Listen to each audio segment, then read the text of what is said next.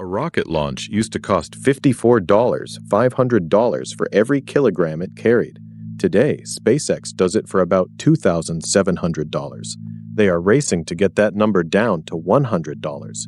Here is the real reason they are in such a hurry. It was never really about the rockets. For 60 years, reaching orbit was one of the most expensive things a human being could do. Every satellite, every telescope, every module of a space station had to survive that price tag before it ever survived launch. The cost of the ride decided what got built, and mostly, it decided that almost nothing did. NASA's Space Shuttle, the most advanced reusable spacecraft anyone had ever flown, still averaged something close to $1.5 billion a launch by the time it retired in 2011. Reusable in name only, most of it had to be rebuilt from scratch between flights. It proved reusability was possible. It never proved it was cheap. SpaceX did not win by building a smarter rocket. They built one that comes back in one piece, on purpose, ready to fly again. Land the booster, inspect it, refuel it, fly it sometimes inside of a week. That single idea, repeated a few hundred times, is the entire reason today's price war is even possible. And they have the receipts to prove it works at scale. A single Falcon 9 booster has now flown and landed more than 20 times the very same rocket, launched again and again, with little more than an inspection and a refuel between flights. Every one of those reflights is a vehicle a rival had to build from scratch and throw away after a single use. Build it once, fly it 50 times, and the cost of each trip to orbit collapses toward the price of the fuel. None of it works without the engine. Raptor burns methane and liquid oxygen at a pressure no other flight-proven rocket engine has reached, specifically so Starship can be built from cheap stainless steel instead of exotic composites, and refly with almost none of the refurbishment older reused. The numbers back it up. SpaceX lists a dedicated Falcon 9 launch at roughly $70 million. Its own internal cost to fly a reused booster is closer to $15 million. That gap is not a rounding error. It is the entire war chest SpaceX uses to keep underpricing everyone else and still walk away ahead. Meanwhile, the launch cadence keeps climbing toward 150 or more Falcon flights this year alone, roughly one. Put it on one chart and the gap stops looking like competition and starts looking like a different industry. $54,000 a kilogram on the shuttle, $5,300 for Europe's newest rocket, $2,700 for SpaceX right now, and SpaceX's own public target for Starship sits somewhere between $10 and $100 a kilogram. Europe's answer is the Ariane 6, brand new, fully expendable, priced anywhere from $77 to well over $100 million a launch. Ariane Space is not losing on price by accident.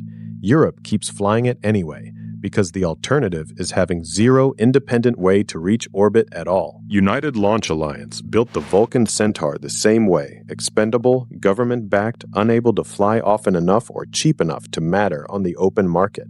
It exists to guarantee the U.S. always has a second rocket standing by.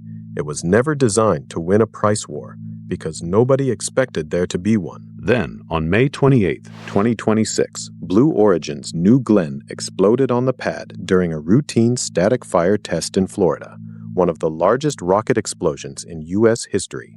It happened days before that rocket was supposed to launch 49 satellites for Amazon's Kuiper network.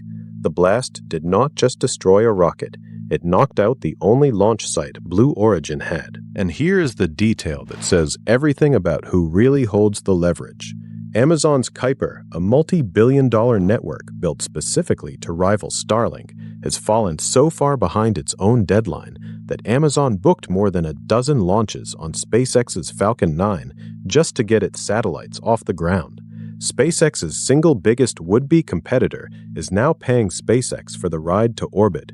That is exactly what owning the price of access looks like. Rocket Lab and several Chinese launch companies are now chasing the same idea: catch the booster, fly it again, undercut the price. On paper, it sounds simple. In practice, none of them have SpaceX's flight rate, its factory churning out boosters and engines, or its multi-year head start on actually landing the things reliably. Here's the part almost nobody talks about. In SpaceX's own financial disclosures, rocket launches are described as a cost center, not the profit engine, a cost center.